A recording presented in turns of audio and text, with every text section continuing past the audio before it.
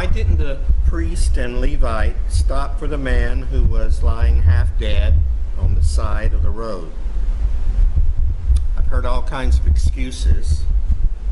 Some people suppose that the two of them couldn't pause from their agenda to attend to the man. Maybe they were running late for work, or maybe they were busy talking on their cell phones and they weren't willing to interrupt the conversation with their best friend.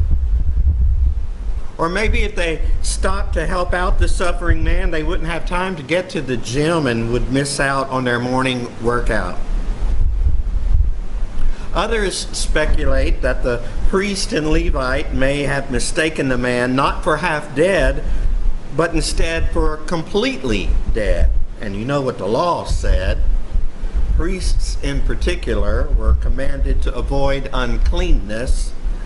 And the priest and the Levite may have assumed the man was dead and avoided him to keep themselves ritually clean, even though the Mishnah made an exception for neglected corpses.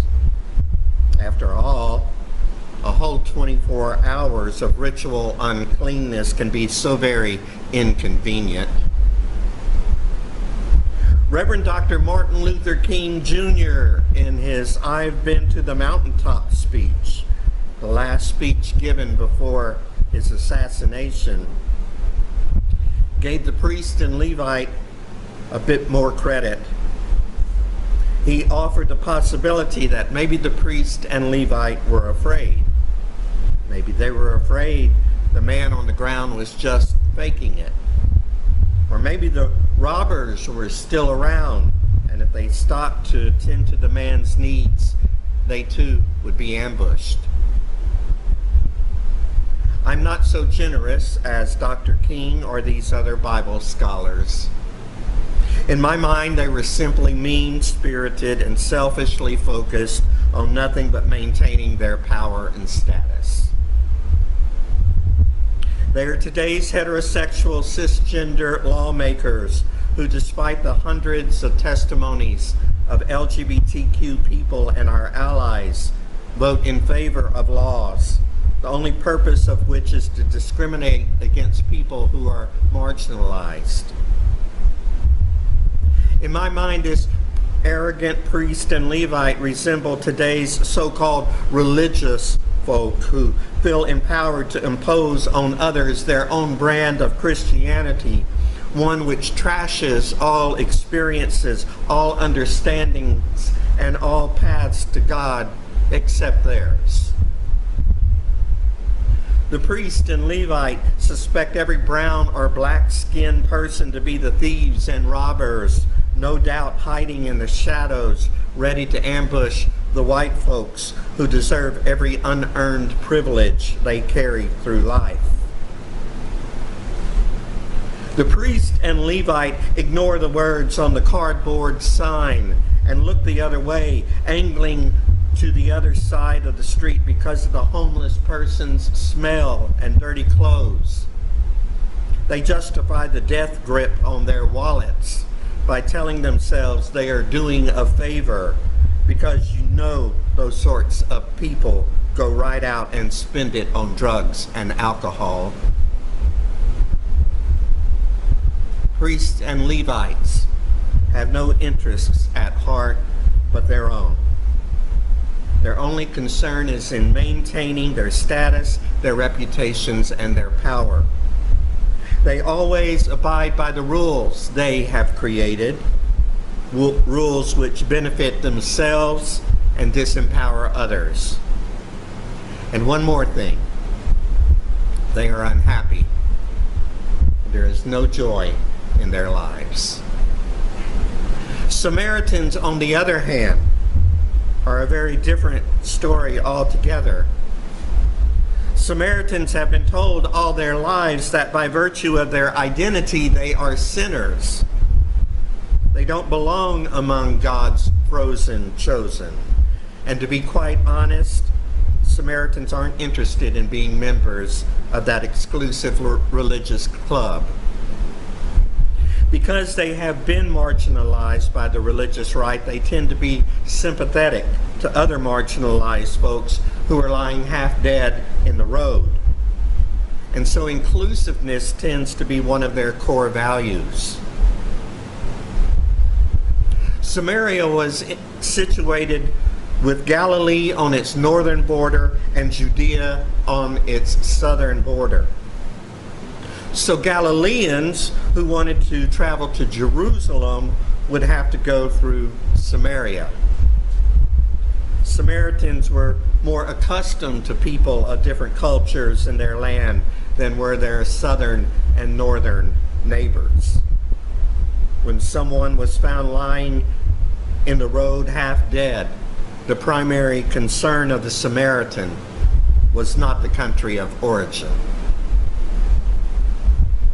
Today there are even laws in place to protect Good Samaritans, intended to reduce bystanders' hesitation to assist someone who is injured, ill, or in peril. But Samaritans don't check to see if those laws exist before attending to someone who is suffering. Samaritans see a need and address it in the best way they can. Samaritans look in the eyes of sorrow and they have compassion. Their hearts are broken open when they hear the stories of the suffering. Samaritans resist unjust systems that disempower marginalized people. Their concerns extend beyond their national borders and their sanctuary walls. And Samaritans tend to be joyful. If you missed last week, you missed a good time.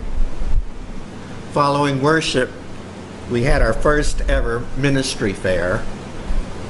Tables were set up with posters and brochures and musical instruments.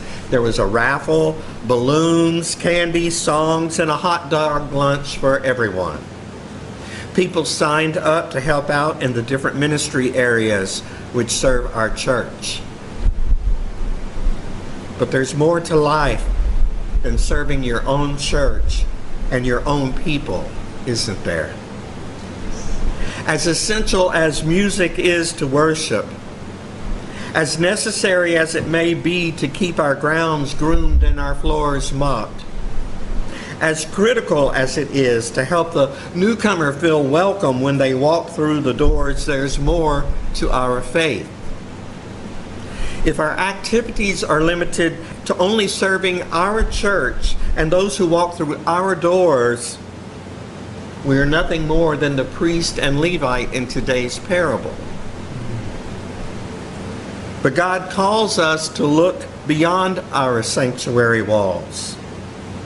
And if we do, we'll find a whole world of need everywhere we look. And that's what we're focusing on today. If you haven't already done so, I hope you'll take some time to stop by the different displays which offer information about projects in which our church is involved. Each Christmas, when you make a donation toward Christmas poinsettias, you help to provide free mammograms for women who can't otherwise afford them. You save lives.